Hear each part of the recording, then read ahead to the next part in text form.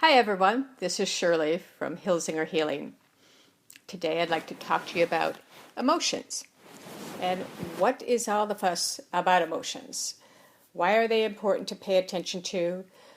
Wouldn't we rather just stuff them down, forget about them, or just explode and have it done with and go on?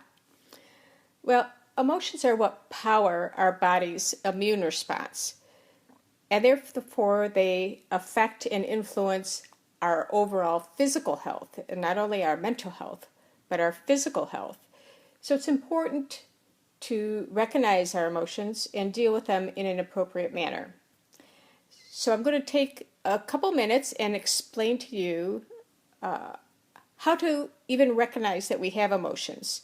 It took me a long time to really acknowledge that I had a full range of emotions. Culturally, we're often taught that some emotions are appropriate and others are not. Both men and women have their set of emotions that are okay to express and other ones that are not okay to express. So it took me a while to figure that out. And then once you figure it out, what do you do with it? Because they're not always pleasant emotions. But emotions can be used as alert signals and are red flags.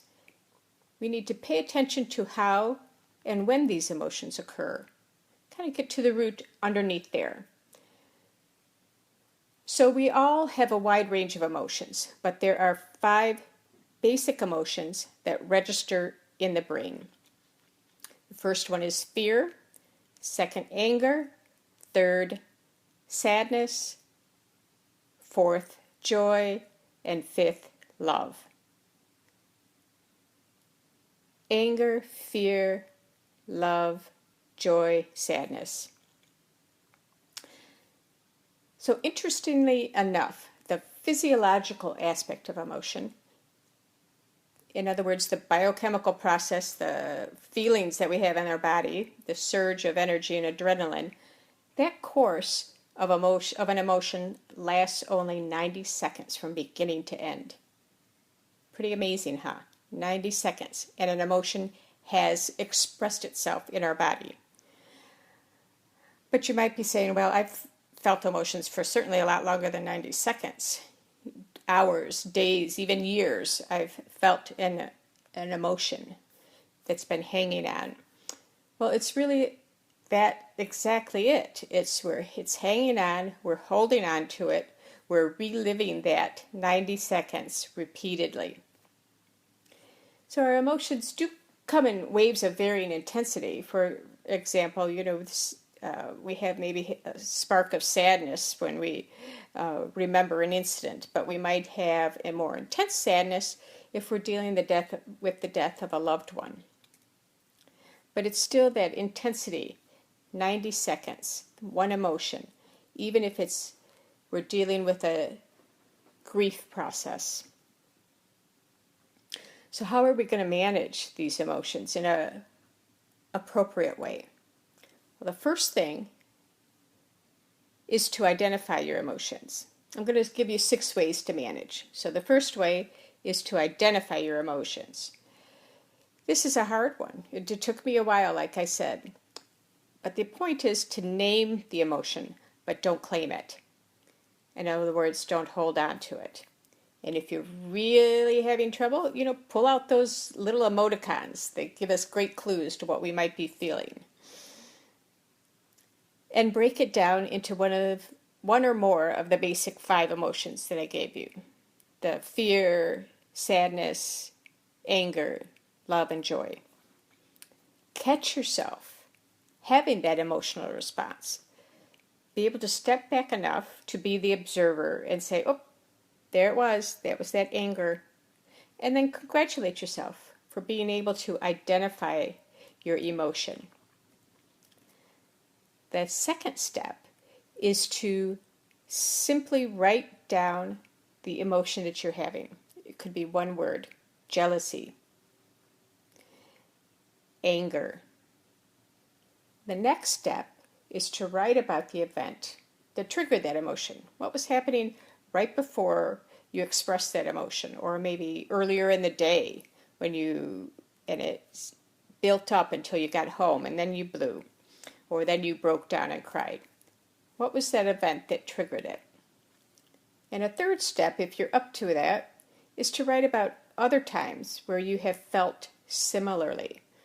Were there other times that you had a similar experience and you responded in a similar way? And then the fourth step is to release that emotion. Give it its 90 seconds and then release it. Takes a little practice to do that, but I know you can do it.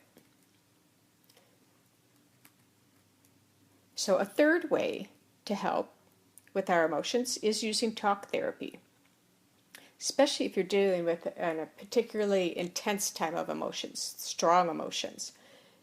Get the help you need. Referrals from doctors and friends are invaluable when this occurs. A fourth way is to utilize your friends and family for support. It's important that you have at least the support of one person in your life. Someone that was going to listen to you without telling you what to do. And of course, this is not a substitute for professional help if you do feel overwhelmed. But it's very key to making it through. And the fifth way of managing our emotions is simply deep breathing. This works wonders with anger, sadness, even some intense joy feelings where it's just it can be overwhelming. One of my favorite ways to deep breathe, there's a lot out there, is the 4-7-8 breath. So you inhale through your nose to a count of 4, you hold for a count of 7, and you exhale to a count of 8. So let's try that. I'm going to inhale to 4, 2, 3, 4, hold, 2, 3, 4, 5, 6, 7, and exhale, 2, 3, 4, 5, 6, 7, 8. Let's try that one more time. Inhale, 2, 3, 4, hold, 2, 3, 4, 5, 6, 7. Exhale, 2, 3, 4, 5, 6, 7, 8. And the last way I'm going to have you deal with your emotions is learn to meditate. It's an amazing way to not only handle some intense emotions in a moment, but you'll find that over time those emotions get smoothed out. It's no longer as intense and all-consuming as it might be before you had learned to meditate. There's two types of meditation that I do recommend. The first is transcendental meditation, which is a mantra-based meditation. This does need to be taught by an instructor for the best results, who will actually give you a mantra.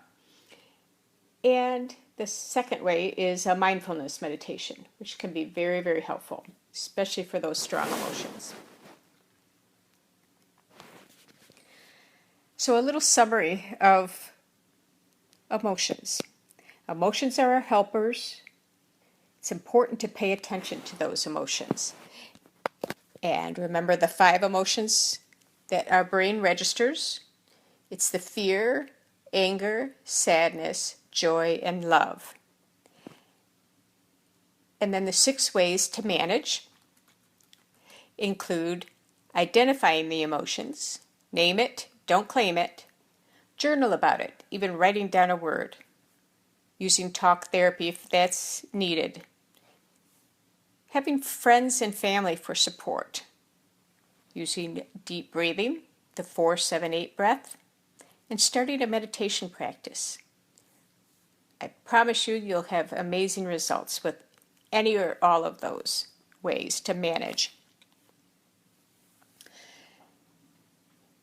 So thank you so much for listening, and swing on over to hilzingerhealing.com. There's lots of information on the website and more to come, like my Facebook page at Hilzinger Healing. And until next time, enjoy your healing and adventure. Thank you.